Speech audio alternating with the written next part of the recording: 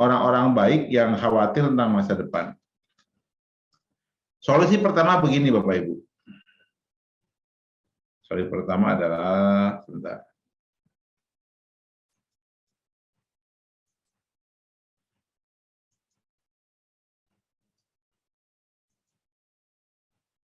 Nah, di surat Ar-Ra'd ayat 28. A'udzubillahi minasyaitonirrajim. Bismillahirrahmanirrahim. Alladzina amanu wa tatma'innu qulubuhum bidzikrillah. Ala bidzikrillahi tatma'innu qulub. Yaitu orang-orang yang beriman dan hati mereka menjadi tentram dengan mengingat Allah. Ingatlah, hanya dengan mengingat Allah, hati menjadi tentram. Jadi ini proses untuk yang namanya menghindari kecemasan Bapak Ibu.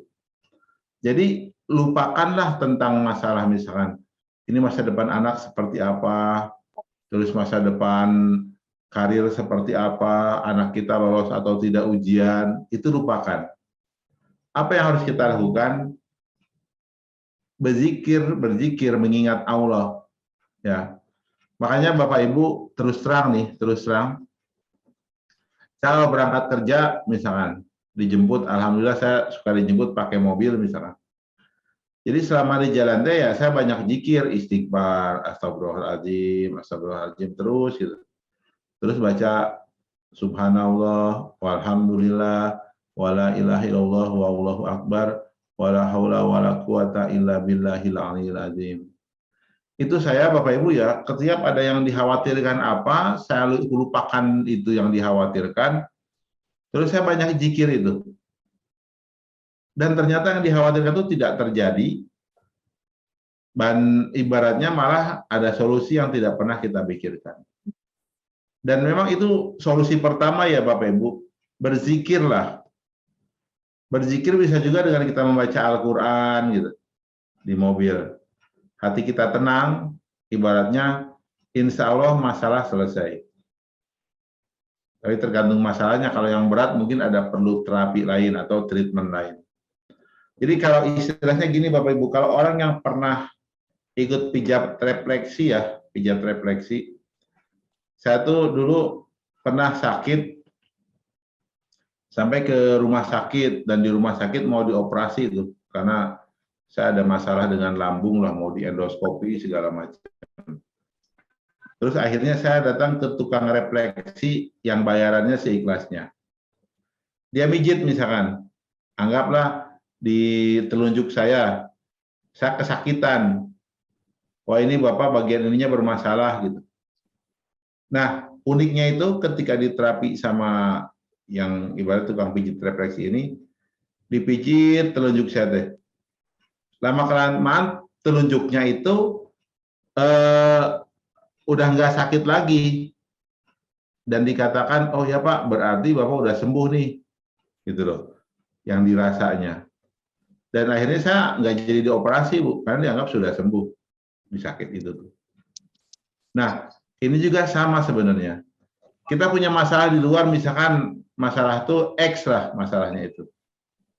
Kan hati cemas.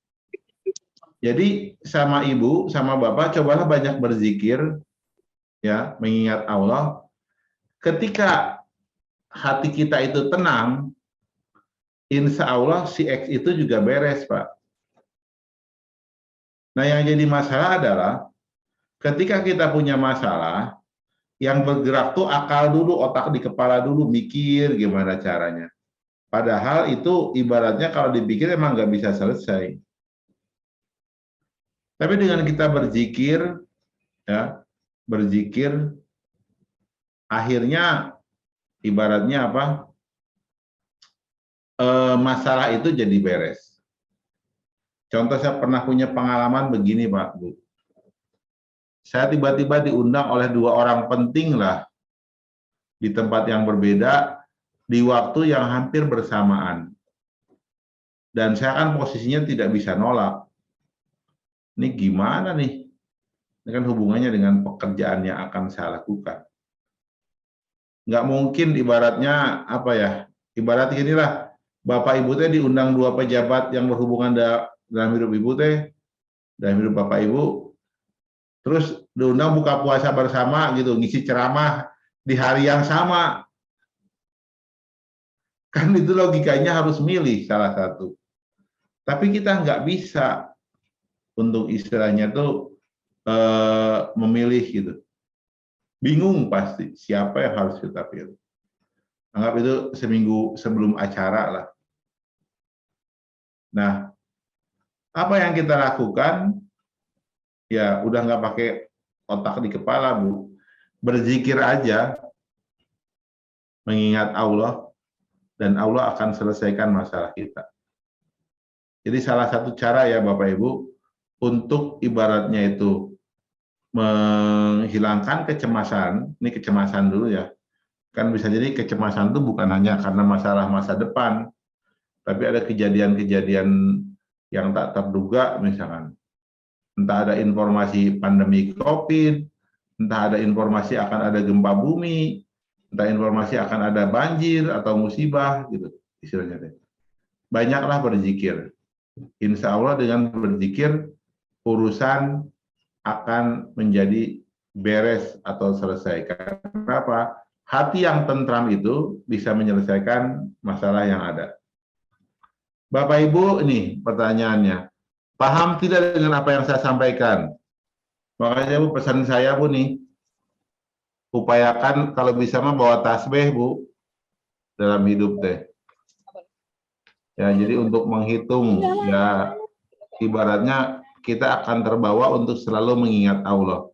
Ya, bawa tasbih dan berzikirlah gitu. Kalau misalnya wah Pak tasbih mah tidak sesuai aturan agama, ada yang begitu misalkan. Ada yang bid'ah segala macam, ya udahlah terserah kalau saya mah. Cuman saya ngerasa dengan adanya tasbih itu terbantu saya untuk jadi mengingat Allah. Pas megang tasbih, oh berarti harus zikir nih, harus ingat Allah. Tapi ketika saya lupa bawa tasbih, kadang jadi ingat Allahnya juga ada ini kurang gitu. Ya. Jadi istilahnya itu coba kita praktekkan itu. Berikutnya apa Pak Ridwan? Nah, istilahnya tuh. Berikutnya adalah untuk membuat kecemasan tentang masa depan. Jadi gini, Bapak Ibu, saya ingin bilang pada Bapak Ibu tentang apa ya pengetahuan terbaru yang saya miliki. Bapak Ibu, kalau kita bicara tentang masa depan kan ada hubungannya dengan pendidikan. Ini saya ingin bilang kepada Bapak Ibu semua, saya tuh sekarang melihat beda antara ilmu dengan pengetahuan. Ya, ilmu dengan pengetahuan itu beda. Dan ilmu yang saya pahami sekarang itu, ya Bapak Ibu, beda dengan ilmu yang dipahami menurut KBBI, Kamus Besar Bahasa Indonesia. Gimana dong Pak Ridwan? Gini Bu, saya melihat kenapa pendidikan kita itu tidak berhasil menciptakan orang-orang yang berguna. Ibaratnya mas sekarang kan banyak jadi pengangguran. Kalaupun kerja juga ya kerja seadanya daripada enggak gitu loh istilahnya. Ya yang anak-anak kurang efisien efektif lah. Kenapa? Karena mereka itu dan mungkin juga anak-anak kita itu yang didapat di pendidikan sekolah itu pengetahuan bukan ilmu. Kalau pengetahuan nanti yang terjadi adalah adu pengetahuan. Siapa pengetahuannya yang paling banyak, dia yang akan jadi pemenang di masa depan. Nah, makanya kan kalau orang kota pengetahuannya banyak, makanya ibaratnya tuh bisa lebih berhasil daripada orang di desa. Itu bicara pengetahuan. Nah, orang kota di Indonesia juga bisa jadi kalah sama orang kota di Amerika. Karena mereka pengetahuannya banyak untuk berbagai hal, sehingga mereka bisa lebih ibaratnya tuh yakin tentang masa depan. Apalagi nanti di era globalisasi, istilahnya teh orang luar negeri datang ke Indonesia dan bekerja. Kalau beradu pengetahuan, kita itu kalah. Bapak Ibu. Nah, berarti apa?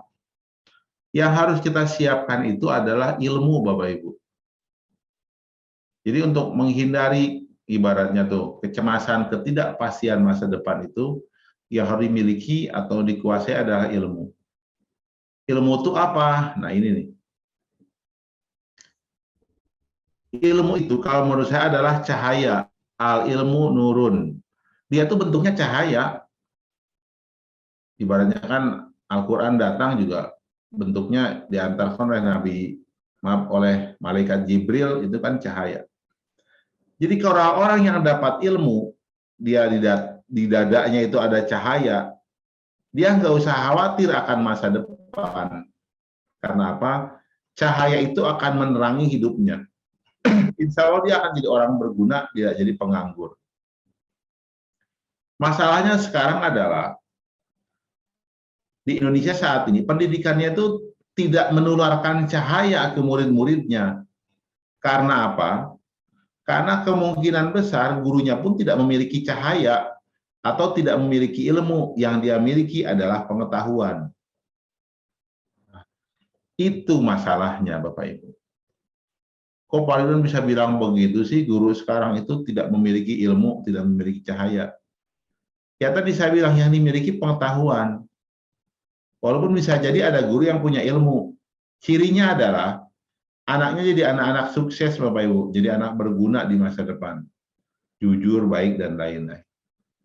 Nah sekarang nih untuk mengatasi kecemasan, terutama yang tadi anak-anaknya takutnya di masa depan seperti apa, saya ingin bilang, berikanlah anak itu ilmu.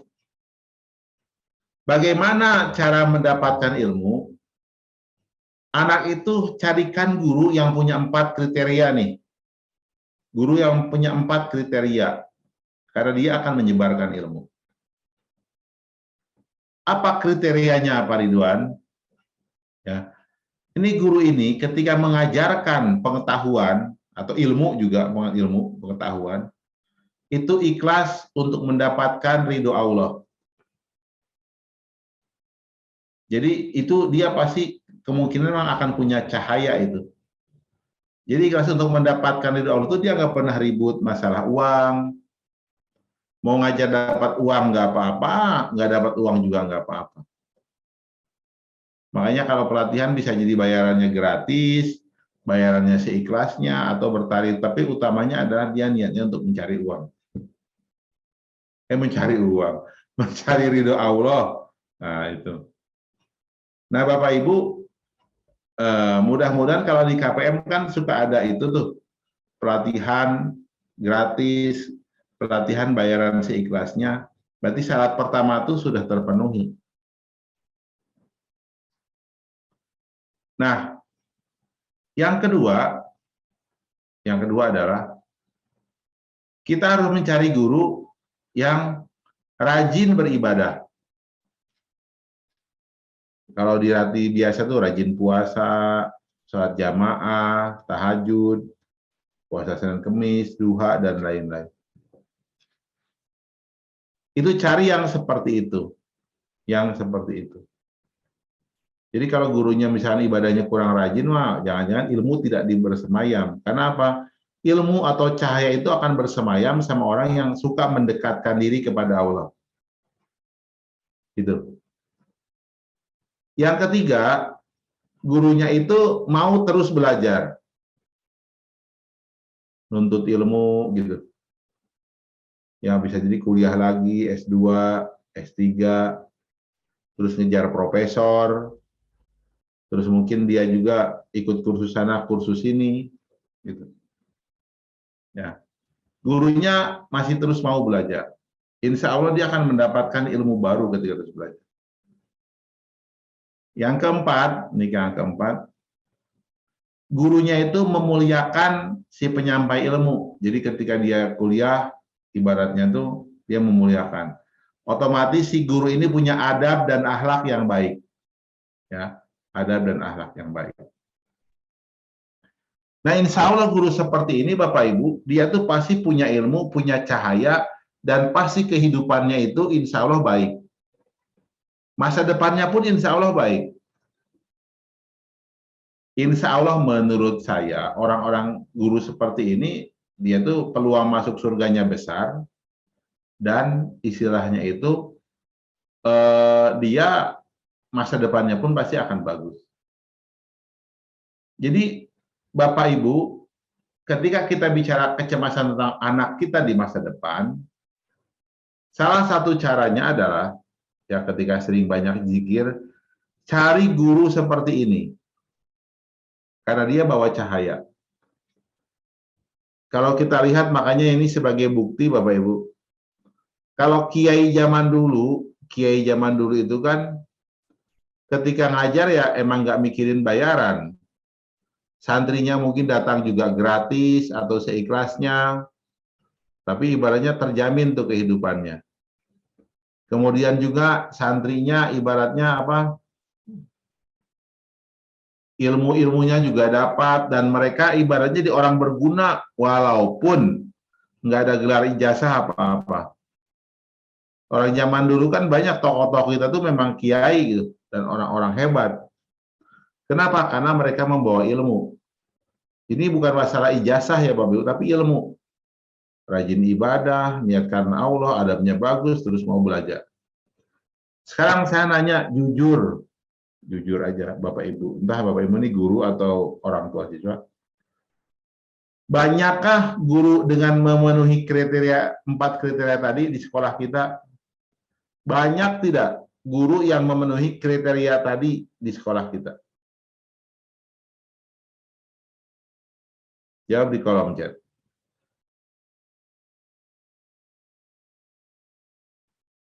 Banyak tidak?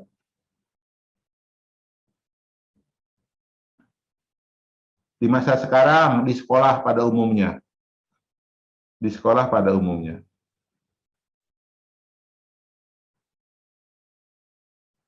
Ada yang bilang banyak, ada yang bilang sedikit. Bukan di KPM ya, di sekolah negeri deh, sekolah negeri. Jangan sekolah SDIT atau pesantren anu, sekolah negeri. Jawabnya sekolah negeri, tuh Pak Fuad sekolah negeri, jawab dikit. Jujur tuh Pak Fuad. Ngomongnya jujur ya. Jadi kalau saya lihat sih sebenarnya begini, istilahnya itu jawabannya kan bisa kita lihat berapa banyak pengangguran, berapa banyak orang yang berguna gitu. Sehingga di situ ketahuan, oh ternyata ibaratnya teh yang baiknya udah mulai berkurang gitu. Yang baiknya sudah mulai berkurang, terus ibaratnya yang nggak baiknya banyak. Ya efeknya apa? Banyak anak-anak tuh yang masa depannya tidak jelas Bapak Ibu. Nah makanya pesan saya gini, kalau Bapak Ibu tidak menemukan guru-guru seperti itu di sekolah, saran saya adalah Bapak Ibu carilah tempat belajar lain, entah kursus, entah les, entah pengajian, ya, yang di mana anak kita ketemu guru dengan 4 kriteria tadi. Insya Allah anak kita nanti mendapatkan ilmu dan dia akan sukses di masa depannya. Saya mau nanya dulu Bapak Ibu. Bapak Ibu setuju nggak dengan 4 kriteria tadi yang saya sampaikan tentang seorang guru harusnya memiliki 4 hal tadi? Setuju tidak? Jadi Bapak Ibu nih untuk mengatasi kecemasan berikutnya di masa depan, cari guru dengan kriteria tadi. Sepertinya di tiap kota masih ada. Karena insya Allah kalau kita serahkan anak kita pada guru dengan kriteria tadi, ya, insya Allah masa depan anak tersebut tidak perlu dikhawatirkan, ya, karena pasti akan sukses, ya. Karena apa? Karena dia membawa cahaya. Dengan syarat anaknya juga memenuhi 4 kriteria tadi. Apa Pak Ridwan? Ya tadi, anaknya pun harus niat belajarnya untuk mendapatkan ridho Allah, adab dan akhlaknya harus bagus, rajin ibadah, dan juga rajin belajar. Nah, ada lagi yang menarik Bapak Ibu. Ini kalau sudah nyari guru yang bagus, apalagi Pak Ridwan, untuk misalkan ketidakpastian masa depan. Saya sebenarnya apa ya, sekarang sudah terbiasa berpikirnya agak berbeda Bu, agak terbalik nih. Contohnya gini, kalau Ibu melihat situasi politik sekarang, banyak yang demo, terus situasi ekonomi sekarang, banyak yang ibaratnya harga minyak goreng naik, terus harga Pertamax naik, mungkin nanti Pertalite juga mau naik. Saya mau nanya nih ke Bapak Ibu. Itu kan Bapak Ibu juga gaji nggak naik-naik gitu kan ya. Sementara segala macamnya sudah naik-naik, tapi gaji nggak naik-naik. Apalagi guru kan, kalau guru mah ya segitu-gitu aja gitu istilahnya. Nah, saya mau nanya begini Bapak Ibu. Masa depan kita di beberapa tahun lagi mengkhawatirkan tidak? Sok jawab. Ini Pak Irsan yang dulu di ini ya BNIS kayaknya nih. Sok mengkhawatirkan. Nah, kan yang bilang mengkhawatirkan. Oke. Nah, saya ingin beritahu ke Bapak Ibu. Ini kan dalam tanda petik masalah ya. Masalah nih. Kalau saya secara pribadi, mungkin karena saya sudah tahu ilmu tentang masalah kecemasan ya. Kalau saya mas secara pribadi, apapun yang terjadi, saya optimis Bu. Mau ternyata semakin buruk atau semakin baik, saya optimis. Optimisnya apa? Optimis bahwa itu adalah ladang amal saya untuk melakukan perbaikan. Itu. Jadi bahasanya kalau bisa dalam situasi apapun kita harus jadi pemain. Nah, sekarang kuncinya apa? Nih, saya langsung ke slide berikutnya. Langsung saja di sini ya surat At-Tolak ayat 2 dan 3 yang sering dibaca di sini ya. Bismillahirrahmanirrahim. Wa may yattaqillaha yaj'al lahu makhraja wa yarzuqhu min haitsu la yahtasib. Itu saja dulu. Di barang siapa bertakwa kepada Allah, niscaya dia akan mengadakan baginya jalan keluar dan memberinya rezeki dari arah yang tidak disangka-sangka. Ya. Di sini istilahnya tuh apa ya? Yang harus kita renungkan itu.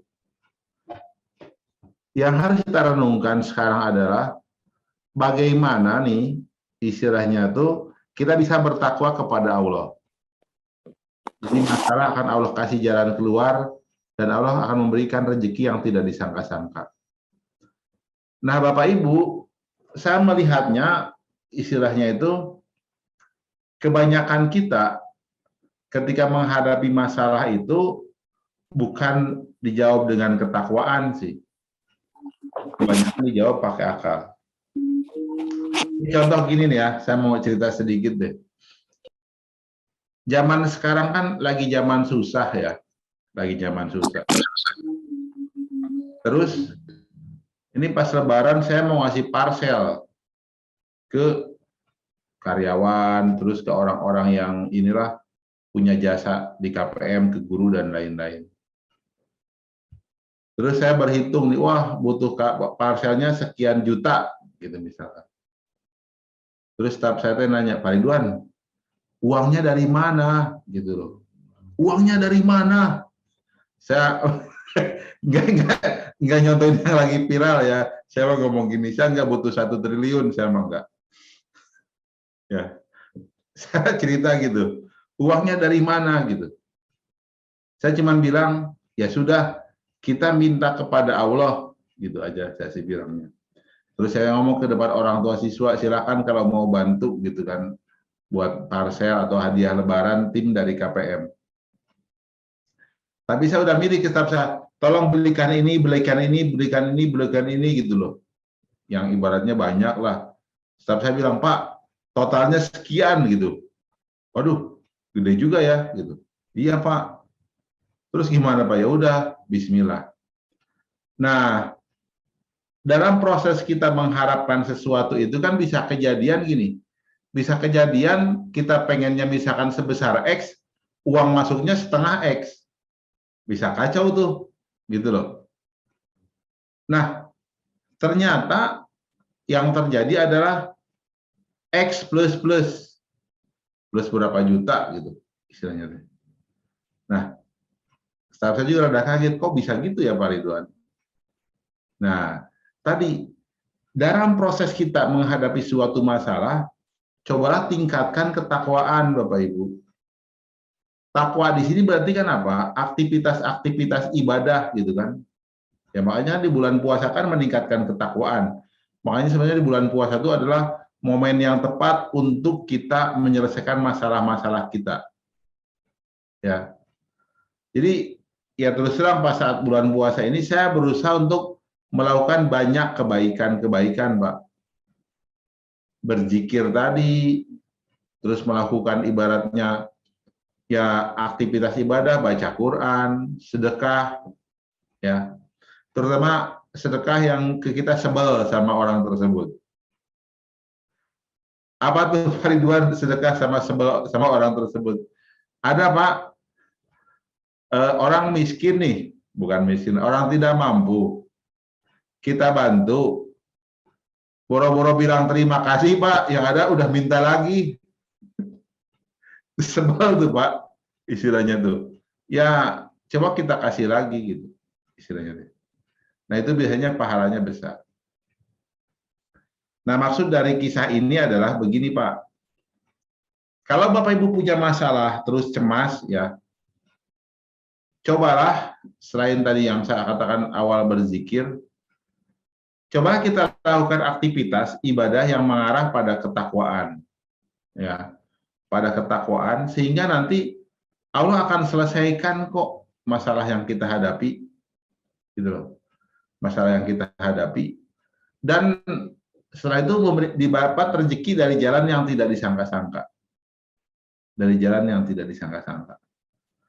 Dan yang harus Bapak Ibu pahami adalah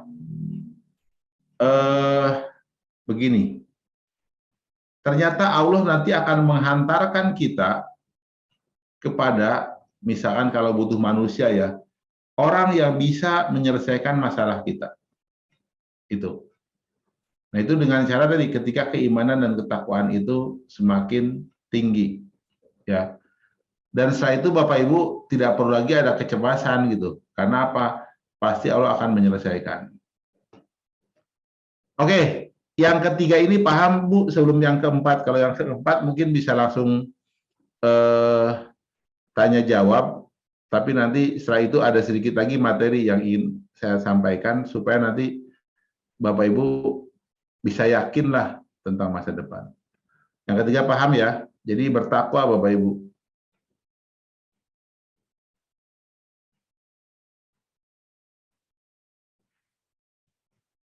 Oke. Nih sekarang ketika sudah paham yang ketiga, saya sekarang bicara bukan lagi cemas, tapi yakin. Bagaimana kita yakin dengan masa depan kita?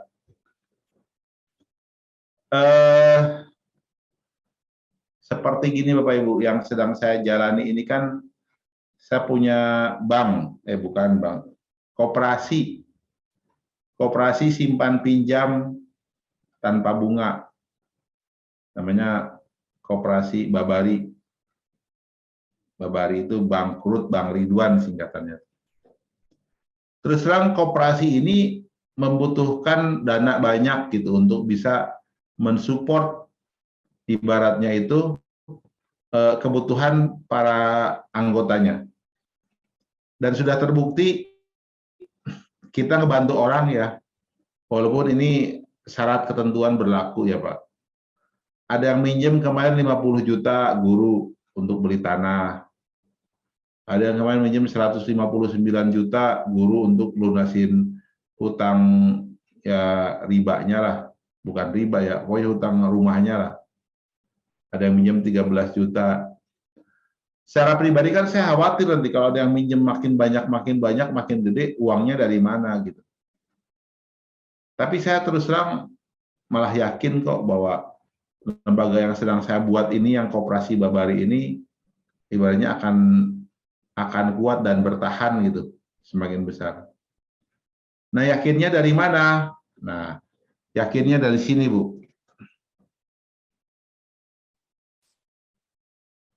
Saya sampaikan mungkin ini yang dulu, yang mungkin sudah pernah belajar, saya ulang lagi. Supaya jadi pas, paham.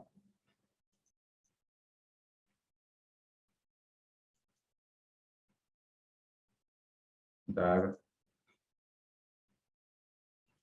Jadi sekarang kita bicara bukan khawatir, cemas, tapi yakin tentang masa depan. Saya sering ngelatih nih, pelatihan cara berpikir suprarasional, 3 antena manusia.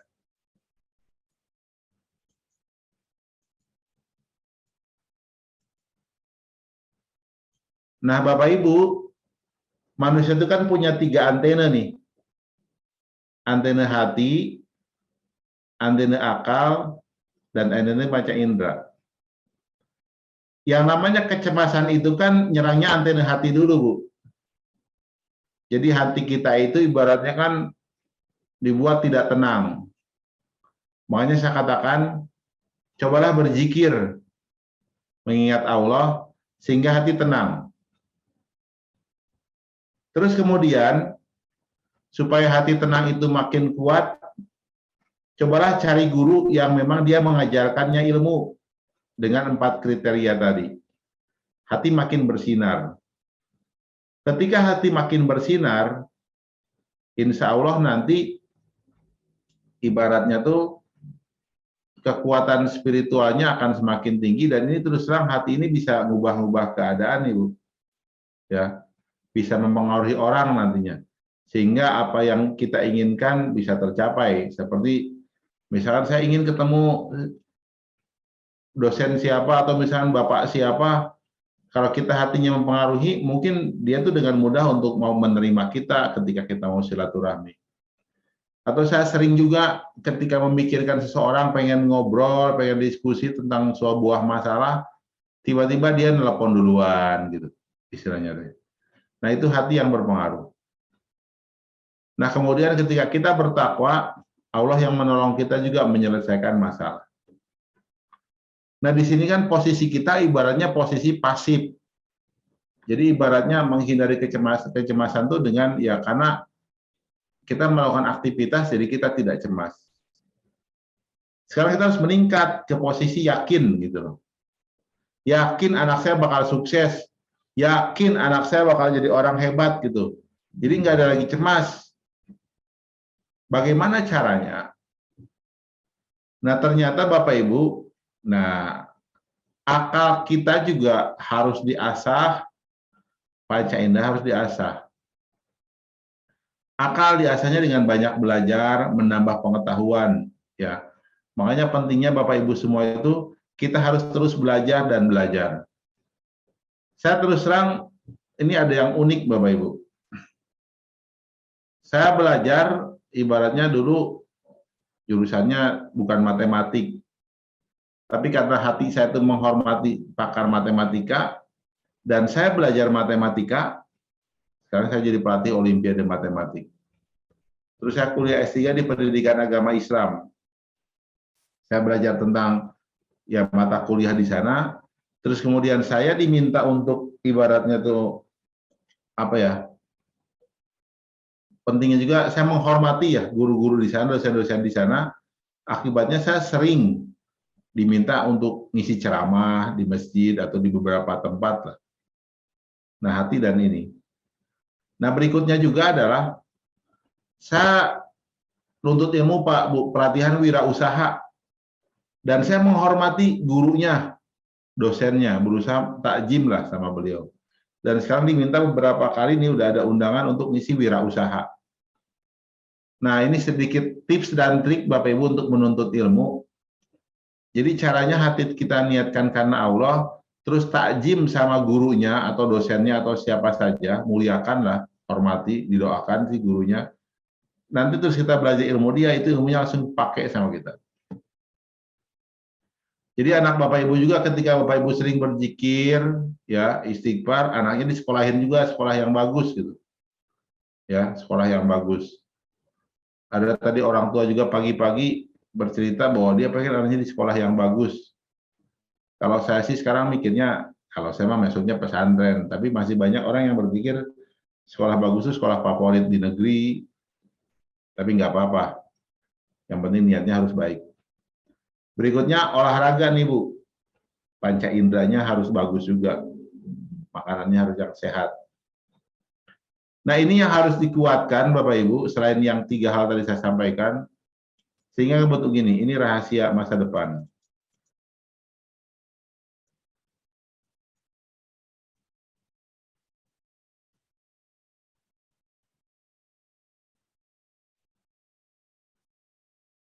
Nah, ini Bapak Ibu rahasia masa depan yang ingin saya sampaikan kepada Bapak Ibu. Jadi nanti tidak perlu khawatir. Jadi gini Bapak Ibu, di masa depan itu yang dibutuhkan bukan hanya tabungan dalam bentuk uang. Di masa depan itu dibutuhkan tabungan, saya menyebutnya adalah tabungan jiwa, Bapak Ibu. Tabungan jiwa. Nah, kalau kita ingin anak kita itu di masa depannya itu bagus, sukses, tidak menderita, dari sekarang tabungan jiwa kita harus banyak. Ya. Karena tabungan jiwa ini akan kepake di masa depan buat anak-anak kita. Bukan hanya tabungan uang, apalagi asuransi. Terus terang Bapak Ibu, setelah saya paham ilmu ini, saya udah nggak ikut asuransi lagi tuh. Asuransi saya langsung saya tutup, Bu. Karena saya lebih mempercayai ini daripada asuransi. Kok gitu Pak Ridwan? Ya asuransi kan suka ada apa sih, pemotongan buat apa gitu lah. Saya pikir mending saya pakai sedekah aja gitu. Nambah tabungan jiwa. Makanya saya hentikan asuransinya itu. Nah, gini nih. Ini supaya masa depan kita, anak-anak kita tidak perlu dicemaskan. Jadi nanti Bapak Ibu, rezeki itu ternyata ada wadah rezekinya.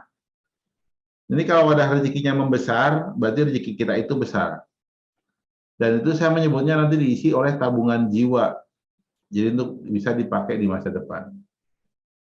Bapak Ibu gambarnya terlihat jelas nggak? Sok jawab. Terlihat jelas nggak gambarnya? Jelas Pak. Jelas ya? Oke. Jadi gini Bu, Pak. Ini si kotak ini adalah kotak tabungan jiwa kita.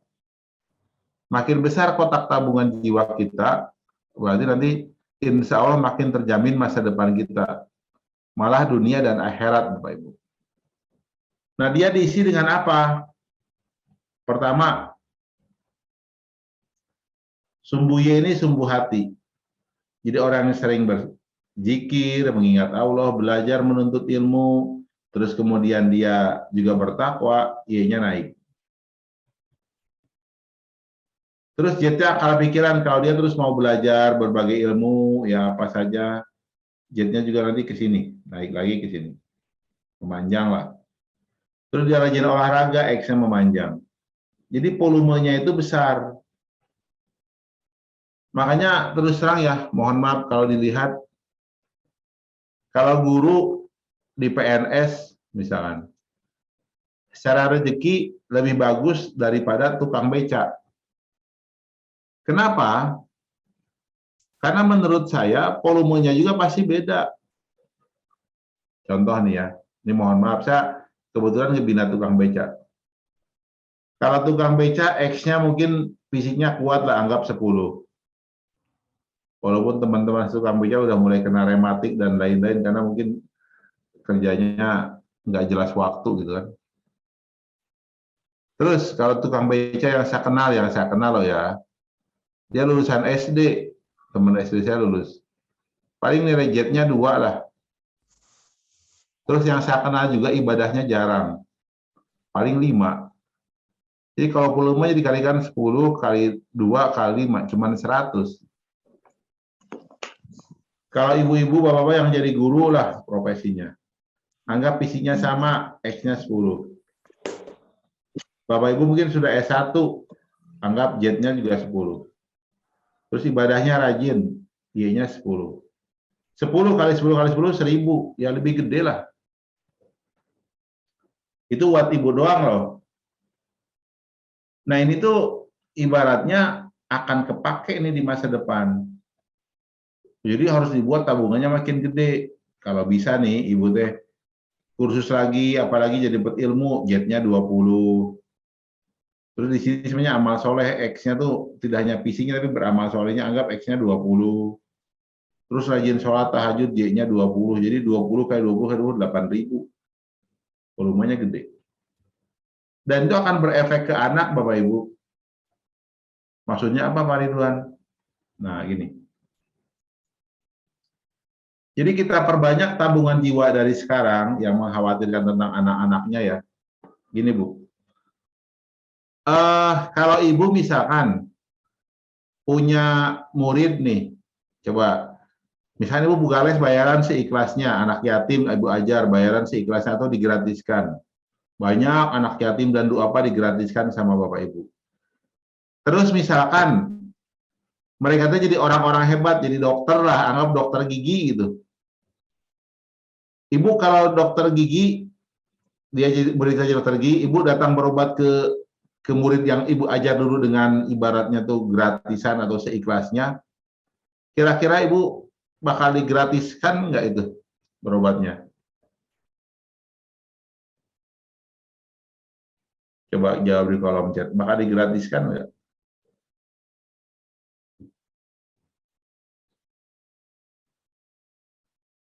Jawab di kolom chat. Bakal digratiskan nggak?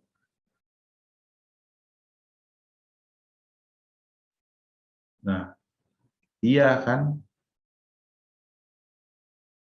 Ibu digratiskan.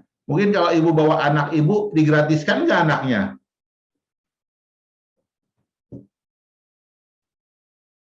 Kemungkinan kan digratiskan, Bu. Itu baru murid jadi dokter, ntar jadi apa, mungkin akan dipermudah. Saja terus terang saya punya murid jadi dokter gigi, Bu. Itu anak saya, istri saya berobat murah meriah. Saya bilang ini kayaknya buat kita sekeluarga aja tuh dimurahin, kalau yang lain mah mahal. Artinya apa? Yang kita lakukan sekarang itu akan bermanfaat buat masa depan. Jadi kalau kita mengkhawatirkan anak kita di masa depan, caranya adalah cobalah banyak berbuat baik dari sekarang kepada orang lain. Ya. Kalau jadi guru coba buat les bayaran seikhlasnya seperti di KPM nih. Insya Allah itu akan bermanfaat. Mudah-mudahan nih kalau istilah saya, kalau anak Pak Ridwan mungkin orang kenal, oh anak Pak Ridwan ya. Karena mungkin Pak Ridwan itu banyak berbuat baik ke orang, orang jadi ngebantu anaknya Pak Ridwan. Kan tidak usah khawatir tentang masa depan anak saya. Termasuk anak Bapak Ibu, kalau Bapak Ibu banyak berbuat baik ke orang, misalkan lah, di kantor Ibu jadi orang yang baik, suka bantu orang lain, teman-teman juga merasa nyaman gitu. Pas ibu meninggal misalkan, bisa jadi tuh anaknya Bu Anu di ini deh, kita bantu kasih beasiswa, kasihan dia. Betul tidak Bu? Pasti akan ada orang ngebantu anak-anak kita. Betul tidak? Nah, berarti poin yang keempat adalah, ini yang sangat penting Bapak Ibu. Kita harus banyak melakukan amal soleh, berbuat baik ke banyak orang setelah hati kita kuat itu. Supaya volume wadah rezeki kita itu membesar. Nanti yang akan menikmati adalah diri kita dan anak-anak kita. Ini contoh deh, ngomongin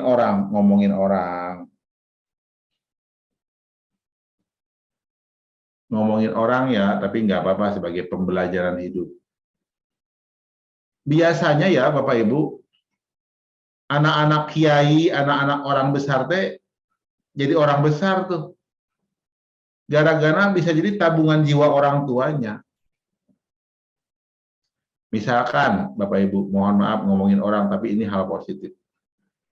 Ibu Megawati Soekarno Putri, beliau kan jadi presiden. Terus istilahnya itu pengikutnya banyak di partainya tuh, pada nurut, orang tuh segen. Itu karena siapa? Kira-kira ada nggak pengaruh orang tuanya Presiden Soekarno? Ada tidak? Karena tabungan jiwanya kan, artinya tabungan jiwanya Pak Karno turun ke Ibu Mega, karena mungkin Ibu Mega orang yang perjuangannya sama dengan Bung Karno, jadi turunlah auranya gitu loh. Artinya jasa kebaikannya ada. Tapi misalnya namanya Ibu Mega Mardiana gitu, kira-kira orang milih nggak jadi presiden? Enggak lah, gitu loh. Karena nggak ada tuh tabungan jiwanya. Cuman kan kalau sudah urusan tabungan jiwa kan jadi presidennya, urusan jadi presidennya bagus atau tidak mah sudah di pribadinya masing-masing, tapi kan pasti nggak susah. Seperti Menteri Gus Yakut, bapaknya siapa? Kalau tidak salah kan kiai besar di Rembang. Itu yang namanya kiai itu terus terang saya perhatikan ya. Kiai terutama di lingkungan Nahdlatul Ulama NU, anak-anaknya suka jadi orang hebat. Orang hebat itu pejabat lah. Karena apa? Karena ada aura tabungan jiwanya turun. Tapi ketika dia di pejabatnya benar atau tidak itu urusan dia, bukan urusan bapaknya lagi. Tapi bahwa ada aura orang tuanya turun itu benar. Itu tabungan jiwa, Bapak Ibu. Pak Anies Baswedan.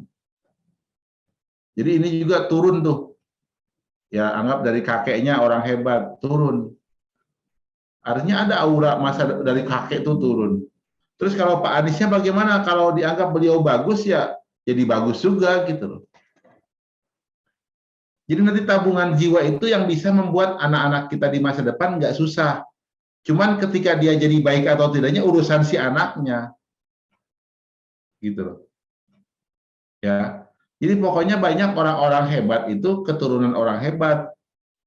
Makanya pesan yang keempat Bapak Ibu, supaya menghindari kecemasan, ketidakpastian tentang masa depan, ya ini poin pentingnya, jadikanlah diri kita menjadi orang yang berguna buat orang lain. Sehingga nanti ketika kita sudah tiada, sudah meninggal dunia, orang lain itulah yang akan ibaratnya bisa jadi ngebantu anak-anak kita. Atau kalaupun bukan orang lain yang kita bantu, tabungan jiwa itu akan memilih siapa yang ibaratnya akan membantu dia atau ngebantu anak-anak kita.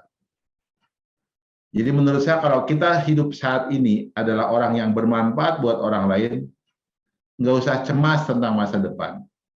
Ya, Insya Allah kita akan menjadi orang-orang yang sukses di masa depan dan anak-anak kita juga jadi sukses di masa depan. Terakhir, ya yang kelima, jadi bukan yakin tapi beruntung. Ini kategorinya. Ini yang kelima.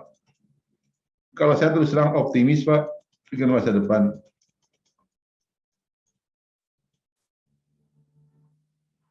Saya langsung ke ini saja.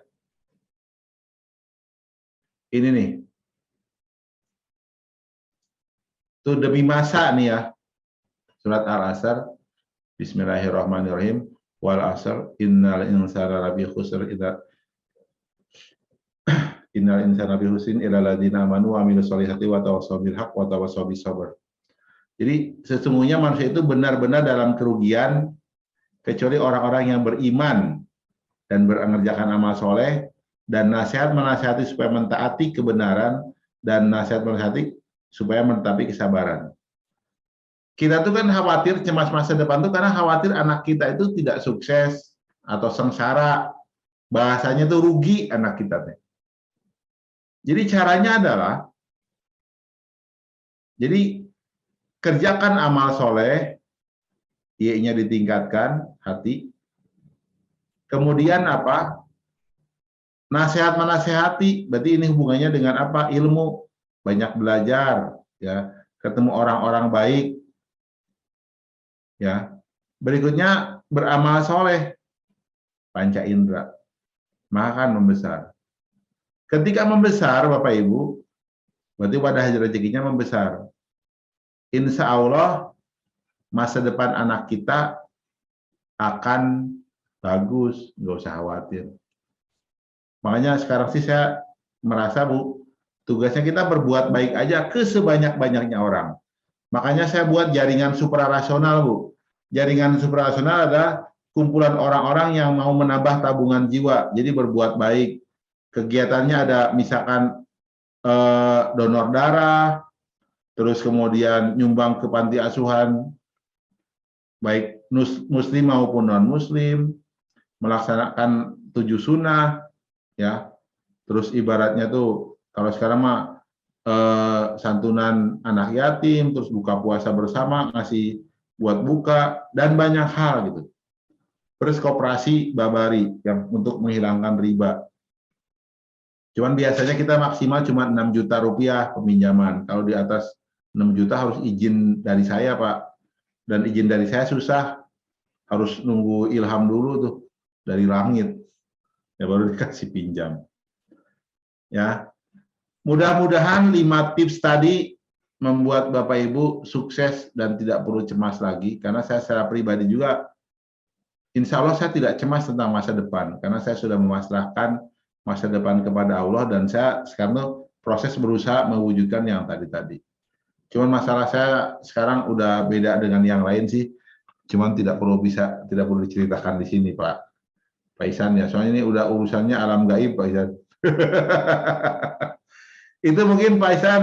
Terima kasih. Wassalamualaikum warahmatullahi wabarakatuh.